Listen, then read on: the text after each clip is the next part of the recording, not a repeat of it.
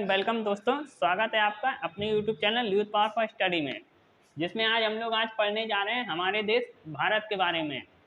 हम लोग अपने भारत के बारे में पूरा अच्छे से समझेंगे कि हमारे भारत की स्थिति क्या है। हमारा भारत ग्लोब में या तो हम लोग देखेंगे या तो पृथ्वी पर किस स्थिति में है, या तो कहिए हम लोगों ने पिछले वीडियोस में हम लोगों ने देखा था कि अक्षांश और देशांतर के हिसाब से किसी देश की स्थिति का निर्धारण किया जाता है। तो उसमें हम लोग भारत की स्थिति का भी आज हम लोग देखेंगे, और जो हमारे भारत का पूरा क्षेत्रफल है और जो स्थलीय भूमि और समुद्री जो हमारा क्षेत्र है उसके बारे में हम लोग आज पूरी तरह से समझेंगे। तो हम लोग जैसे देखें तो हमारे भारत का टोटल क्षेत्रफल, ये हमारा स्थलीय भूमि और दोनों को मिला के हो जाएगा। तो हमारे भारत का टोटल क्षेत्रफल 32.8 लाख किलोमीटर स्क्वायर में है। यानी कि ये जो पूरा मैप है हमारा उत्तर से लेकर पश्चिम तक और उत्तर से लेकर दक्षिण तक और पूरब से लेकर पश्चिम तक, पूरा हमारा भारत का क्षेत्रफल 32.8 लाख वर्ग किलोमीटर है।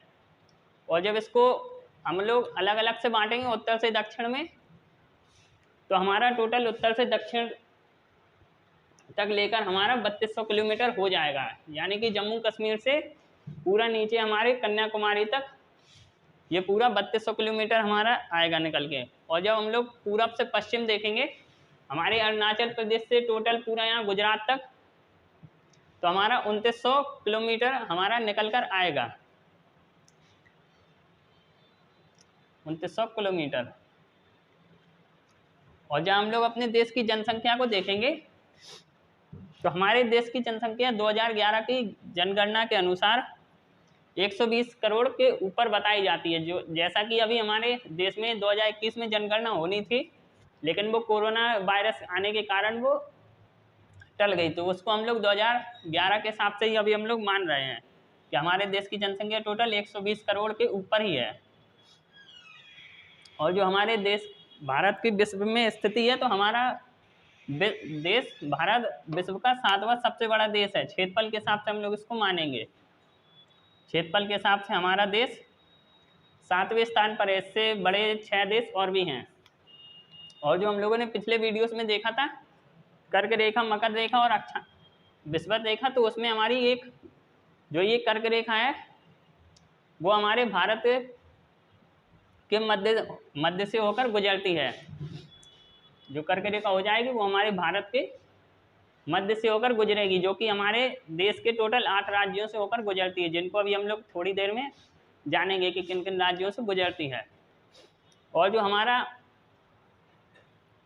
जब हम लोग इसको देशांतरी या कहिए अक्षांशी हम लोग विस्तार देखेंगे, तो हमारा उत्तर से लेकर दक्षिण तक मुख्य भूमि का टोटल जो इसका हमारा विस्तार होगा वो टोटल 8 डिग्री 4 मिनट से लेकर 37 डिग्री 6 मिनट उत्तरी अक्षांश में होगा। जैसे हमने पिछले वीडियो में हमारे समझा था कि हमारे भारत की स्थिति उत्तरी पूर्वी गोलार्ध में हमने आपको बताई थी, और हमारा भारत उत्तरी पूर्वी गोलार्ध में ही आता है। जब हम लोग ने देखा था कि मतलब कि हम लोग जब ग्लोब को 2 भागों में अक्षांशों के माध्यम से तोड़ते हैं या कई अक्षांशों के माध्यम से विभाजित करते हैं, तो उसमें हमारा भारत उत्तर, और जब देशांतर के हिसाब से हम लोग उसको विभाजित करते हैं तो हमारा भारत पूरब में आ रहा था, जिससे कि हमारे भारत की स्थिति उत्तरी पूर्वी गोलार्ध में हो जाएगी। और जैसे इसमें देख रहे हैं कि उत्तर से दक्षिण तक ये हमारा मुख्य भूमि टोटल 8 डिग्री 4 मिनट उत्तरी अक्षांश, और ये 37 डिग्री 6 मिनट उत्तरी अक्षांश में हमारा आ जाएगा। हम लोग इसको अक्षांश में मानते हैं। और दूसरा हो जाएगा जब हम लोग पश्चिम से पूरब तक यानी गुजरात से पूरा अरुणाचल प्रदेश तक की दूरी हम लोग देखेंगे, तो वो 64 डिग्री 7 मिनट पूरब, यहाँ पर हम लोग इसको पूरा भी लिखते हैं हर जगह, क्योंकि हमारा देश पूर्वी गोलार्ध में है, तो इसको 68 डिग्री 7 मिनट पूरब से 97 डिग्री 25 मिनट पूरब में हमारा भारत की स्थिति हो जाएगी। और जो हम लोगों ने पिछले वीडियो में समझा था कि हमारा भारत 82.5 डिग्री अक्षांश पर पड़ रहा था, क्योंकि हम लोगों को ये जो है इतनी दूरी में हम लोगों ने देखा था कि 15 डिग्री होने पर जब हमारी पृथ्वी घूमती है तो 1 घंटा हम लोगों का आगे हो जाता है। तो ये 68 डिग्री से 97 डिग्री के हम लोगों ने जब पृथ्वी में समय हम लोग मानेंगे तो इनका अंतर टोटल हम लोगों को 30 से थोड़ा कम दिख रहा है। तो इसलिए हमारे भारत में जब अरुणाचल प्रदेश में कोई समय होगा तो गुजरात में वो 2 घंटे बाद वहाँ पे हम लोगों को 2 घंटे आगे समय मिलेगा। इसलिए हम लोगों ने इसको अपनी सहूलियत के लिए इन दोनों के बीच में से एक हम लोगों ने 82.5 डिग्री 30 मिनट उत्तरी हम लोगों ने अक्षांश इसको माना था। उत्तरी अक्षांश या कहिए देशांतर, जिससे हम लोगों को अपने भारत का समय निर्धारण करने में आसानी होती है। और ये 82.5 डिग्री 30 मिनट कहाँ पर है? तो ये हमारे देश के कोलकाता से गुजरता है। ये हमारा कोलकाता से ये देशांतर गुजरता है।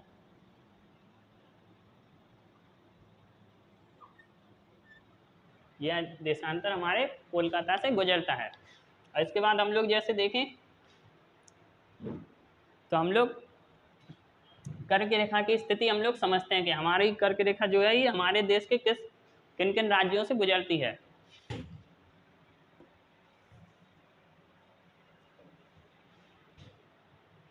हम लोग इसको देख लेते हैं, कर्क रेखा हमारे देश के किन किन राज्यों से गुजरती है। तो हमारे कर्क रेखा जो है वो हमारे देश के टोटल 8 राज्यों से होकर गुजरती है।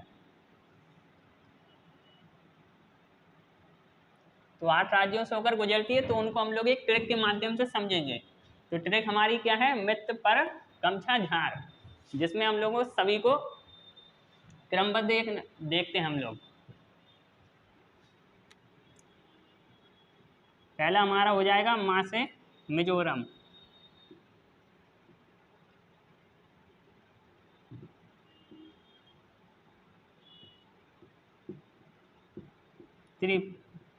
त्रा से हो जाएगा हमारा त्रिपुरा, पा से हो जाएगा हमारा ये पश्चिम बंगाल,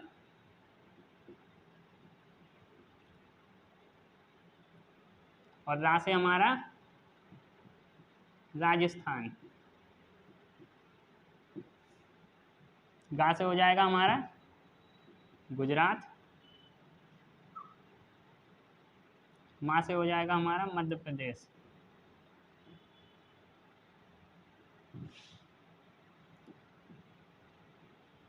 और छा से हमारा छत्तीसगढ़,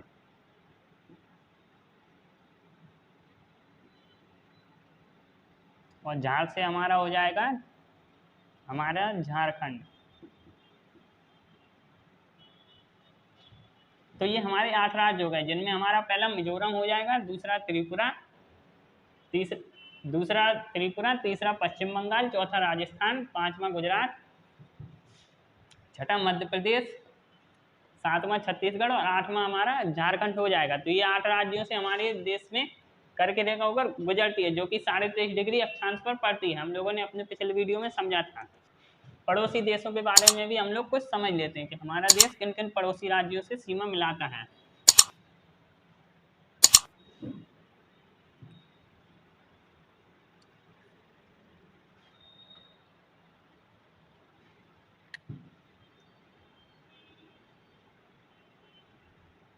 भारत के पड़ोसी राज्य या कहिए पड़ोसी देश,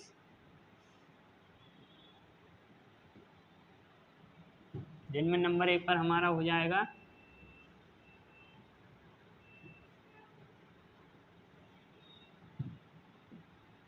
अफगानिस्तान, दूसरा हमारा पाकिस्तान,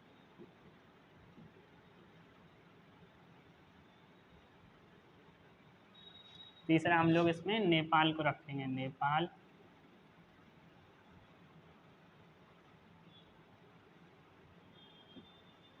भूटान,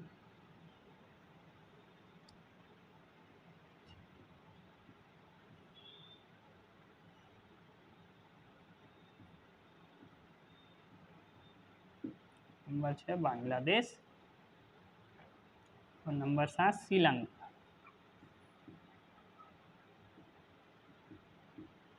ये हमारे 7 देश हो गए। तो हमारा भारत देश किन 7 राज्यों से सीमा लगाते हैं, तो उसमें हमारा पहला नंबर 1 हो जाएगा अफगानिस्तान, दूसरा पाकिस्तान, तीसरा नेपाल, भूटान, और फिर 5वां चाइना, छठा बांग्लादेश और 7वां श्रीलंका। और इसमें भी हम लोग देखें कि हमारे देश की, भारत की सबसे बड़ी सीमा हम लोग जो है वो बांग्लादेश के साथ हम लोग साझा करते हैं, जो कि हमारा बंगाल की खाड़ी में यहाँ पे हो जाएगा, यहाँ पे हमारा बांग्लादेश हो जाएगा।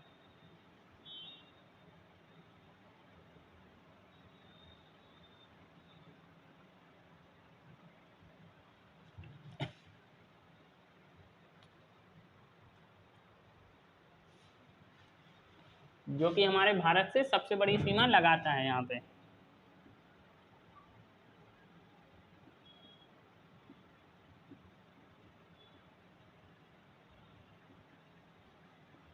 ये हम लोगों ने देख लिया अपने देश के साथ टोटल 7 राज्य हमारे सीमा लगाते हैं। तो अब हम लोग देख लेते हैं भारत की भौतिक स्थिति। तो हमारा भारत की भौतिक स्थिति क्या हो जाएगी, तो हमारे भारत के उत्तर में हिमालय पर्वत स्थित है तथा भारत के दक्षिण में हिंद महासागर है। जैसे यदि हम लोग किसी अपने भारत की स्थिति को हम लोग पूछेगा कोई, तो हम लोग उसको यही बताएंगे कि हमारे भारत के उत्तर में हिमालय पर्वत, दक्षिण में हिंद महासागर, पश्चिम में इसके अरब सागर तथा पूर्व में इसके बंगाल की खाड़ी है। और जो हिमालय को भी हम लोग इसको 3 पार्टों में बांटते हैं, जिसमें कि हिमालय हमारा 3 पार्टों में कैसे आएगा,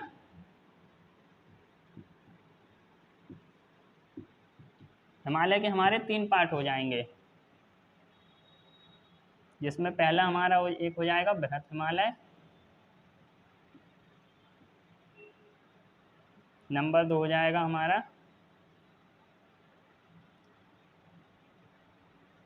मध्य हिमालय, तथा नंबर 3 हो जाएगा हमारा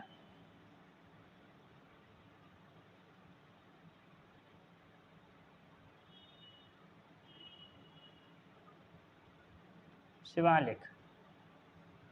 तो हमारे हिमालय के कितने पार्टों में बटेगा, तो हमारा हिमालय 3 पार्टों में, हमारे भारत में इसकी पर्वत श्रेणियां पाई जाती हैं। और श्रेणियां क्या होती हैं, यानी कि एक ही स्थान पर एक से अधिक है, ये बहुत सारे पर्वत एक ही स्थान पर होते हैं, तो उसको हम लोग श्रेणी बोलते हैं।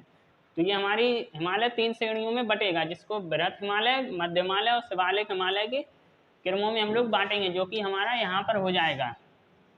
पहला ये हमारा बृहत हिमालय हो जाएगा, उसके नीचे मध्य हिमालय और सबसे नीचे हमारा शिवालिक हिमालय हो जाएगा। और जब हम लोग हिमालय के नीचे आएंगे, यानी कि हिमालय के बिल्कुल जस्ट दक्षिण में, तो यहाँ पर हमारे भारत का उत्तरी मैदान हो जाएगा, जिसमें कि सबसे अधिक जनसंख्या पाई जाती है, क्योंकि यहाँ पे जो भूमि है वो उपजाऊ होती है, जिससे कि यहाँ पर जीवन यापन करने में बहुत ही सरलता महसूस होती है। और जब हम लोग अपने भारत के पश्चिम में आएंगे, यानी कि गुजरात या कहिए यहाँ राजस्थान के एरिया में हम लोग, तो यहाँ पे हम लोगों को अपने भारतीय मरुस्थल मिलेंगे, जो कि हमारे देश का थार मरुस्थल है, वो हमारे देश का सबसे बड़ा मरुस्थल है, जो कि हमारे राजस्थान में ही पाया जाता है, थार मरुस्थल। और जब हम लोग पूरब की तरफ जाएंगे, तो हमारे पूरब में तटीय मैदान पाए जाते हैं, क्योंकि हमारे देश में ज़्यादातर जितनी भी नदियां हैं वो ज़्यादातर हमारे देश में बंगाल की खाड़ी में गिरती हैं, जिससे कि हम वहाँ पे जब नदियाँ अपने साथ निक्षेप लाती हैं, तो वहाँ पर वो एक मैदान बनाती हुई चली जाती हैं, जिससे वहाँ की मिट्टी उपजाऊ हो जाती है, क्योंकि वहाँ पे जल की मात्रा मिट्टी में बिल्कुल उपर्युक्त होती है, जिससे कि वहाँ पे फसल उगाने में या कहिए खेती करने में बहुत ही आसानी होती है। और इसके बाद जैसे हम लोग उत्तरी मैदान के दक्षिण में देखेंगे, उत्तरी मैदान ये हमारे हो जाएंगे, उत्तरी मैदान के दक्षिण में हमको ये भारतीय प्रायद्वीपीय पठार दिखेगा। प्रायद्वीपीय पठार यानी कि वह स्थल क्षेत्र जो 3 ओरों से जल से घिरा हो, उसको हम लोग प्रायद्वीपीय भाग बोलते हैं।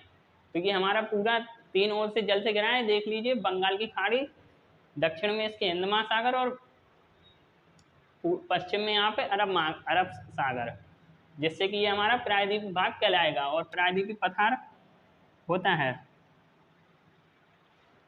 तो ये जो पठार होते हैं, यहाँ पे हमारे अनेकों खनिज पदार्थ पाए जाते हैं, जिससे कि ये पदार्थ भी हमारे देश के लिए उपयोगी पाए जाते हैं।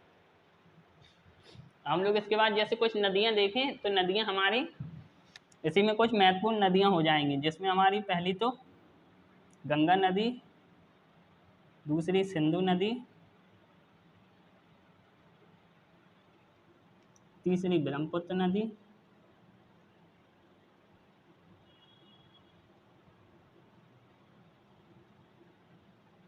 यमुना नदी,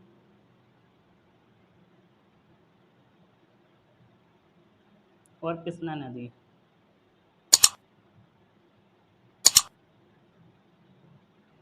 ये नदियाँ 5 नदियाँ हमारे देश की महत्वपूर्ण नदियों में इनको गिना जाता है। गंगा के साथ ही हम लोग एक सरस्वती नदी को भी हम लोग